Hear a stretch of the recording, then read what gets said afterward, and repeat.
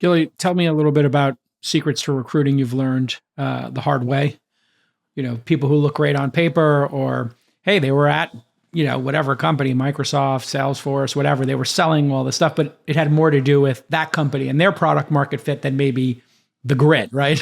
Of that individual salesperson. And then also, I think it's a really interesting topic of integrating people into the team and making them feel that they're part of the team, even though they came from the outside. Maybe they weren't part of the formation of the company, but you got to make them feel that they're really part of something. It reminds me of Kevin Durant coming to the Warriors, who never quite felt like he was part of the core, right? Yeah, absolutely. And I'll take even a step backwards and mention that many of those cybersecurity, all of those cybersecurity companies that Doug and I invested together, I think those are 7 companies by now. They all started in Tel Aviv with an office that's mostly R&D. So for many companies, when you build an office, you build actually the DNA. You have a center of gravity for that company, and you build your DNA once. And once you have 50, maybe 100, maybe 200 employees, most of them in the office, you've got the company's DNA.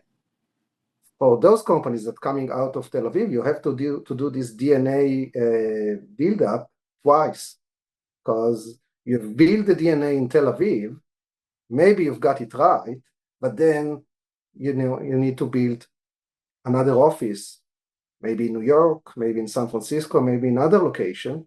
So you've got to go through that exercise twice, which makes it riskier and definitely more difficult.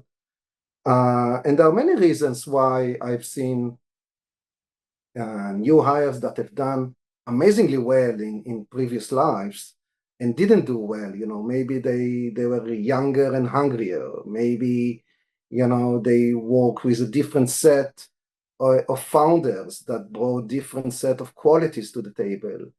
Uh, I think when it comes you know to hiring, especially the first line of executives, it goes back to first principles. How um, high energy.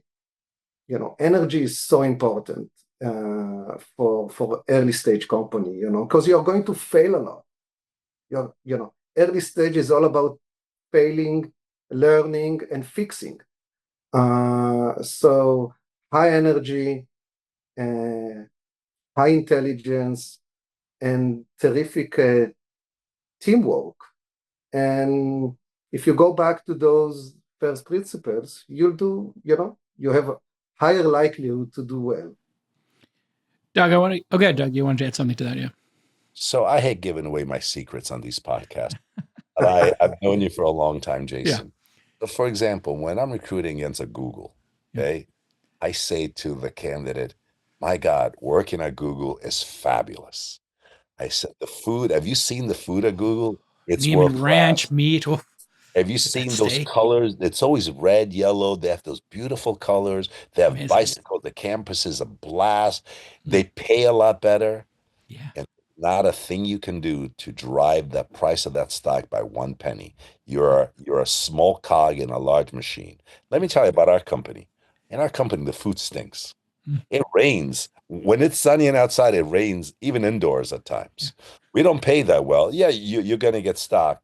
But if you have an idea at 10 o'clock, we could implement it at 10:30 and you Mm. can change the course of the company. So go look in the mirror and tell me what kind of human being you are. And if you're interested in a job, come talk to us again. And that's how I recruit against the big companies. I force these people to have it come to Jesus with themselves, whether they're just are done in life, basically, or they want to do something.